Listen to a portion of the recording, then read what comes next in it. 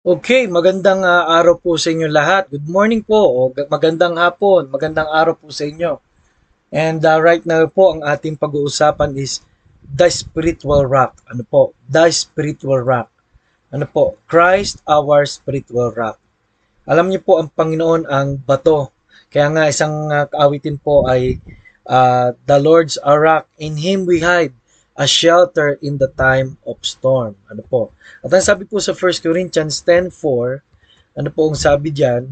At lahat ay uminom ng isang inuming espiritual sapagkat sila ay umiinom sa batong espiritual na sumunod sa kanila. At ang batong iyon ay si Kristo. Alam niyo po, isa po sa pangalan ng Panginoon is the spiritual rock, ano po, sa Bible. Why? Alam niyo po, nung mga unang panahon, pagka po mayroon po mga emergency, ay ikaw ay tatakbo, hindi lang po sa oasis, yung lugar na sa disyerto ay may tubig, kundi pati sa kuweba, sa bato. At ang Panginoon po mismo ay nagturo na meron pong nagtayo ng bahay sa ibabaw ng bato sa buhangin yung isa, at nang dumating ang mga bagyo, ito po ay gumuho, no?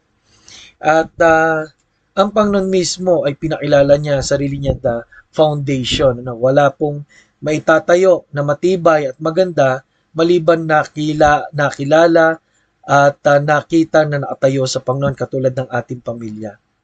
Without Christ in our work, without Christ in our life, without Christ in our studies, baliwala po yan. Hindi lang po to please God, but also, sabi ng 2 Corinthians 12:9, ang kayo'y may kahinaan, no? Tayo po'y may kahinaan, pero sabi ron, ang aking kalakasan ay nagiging sakdal sa inyong kahinaan.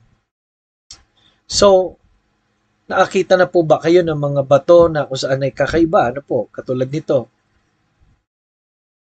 O kaya ito po, Yan. Katulad po niyan, pwede po tayong umasa at magpahinga sa Panginoon. No? Unang-una dahil po siya ang rock of redemption. Siya ang bato ng pagkatubos. 2 Samuel 22:47, 2 Samuel 22:47, exalted be the God of the rock of my salvation. No po? Siya po ang bato ng ating kaligtasan. Bakit po? Wala na pong kaligtasan maliban kay Kristo. Pag sa usapin po ng kaligtasan patungong impyerno, siya po. Pag sa kaligtasan po ng kaluluwa, siya po. Pag sa kaligtasan ng buong sanlibutan, siya po. Ano po? At pwede tayo magkaroon ng maraming bagay, but without Christ, shaky ang buhay. Kasi sabi ng Panginoon, without me, ye can do nothing. Ang Panginoong Hesus po ay nagbigay ng kanyang buhay para sa atin. At ang sabi ng 2 Corinthians 5:17, binago tayo. John 1:12, binigyan ng karapatang maging anak.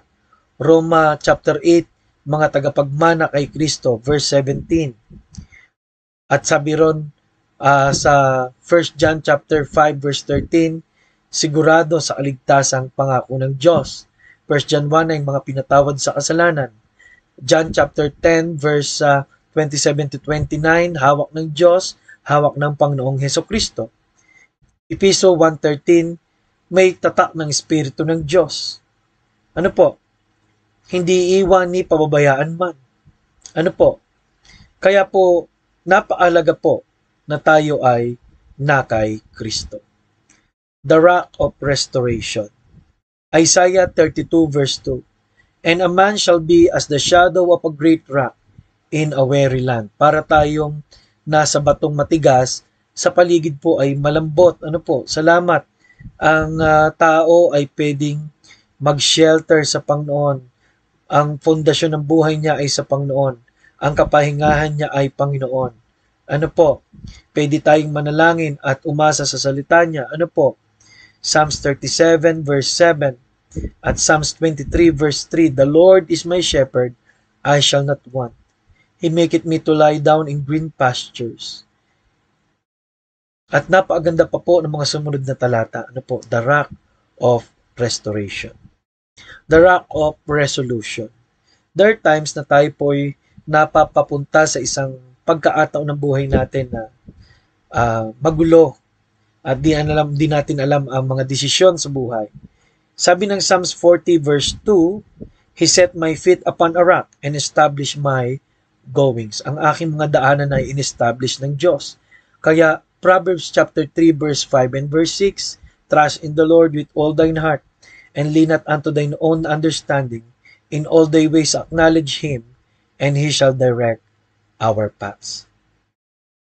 So, napakaganda po na ang pagtitiwala lang natin talaga ay sa Panginoon. Ano po? Bahala siya sa ating mga gagawin. Ituturo niya ang dapat natin gawin. At kung tayo nalilito at nahihirapan, bahala po. Kung anong paggawa ng Diyos, siya nanguha po. Ano po ang mangyari? The rock of rejoicing. Isaiah 42 verse 11. Let the inhabitants of the rock sing. Let them shout from the top of the mountains. Ano po?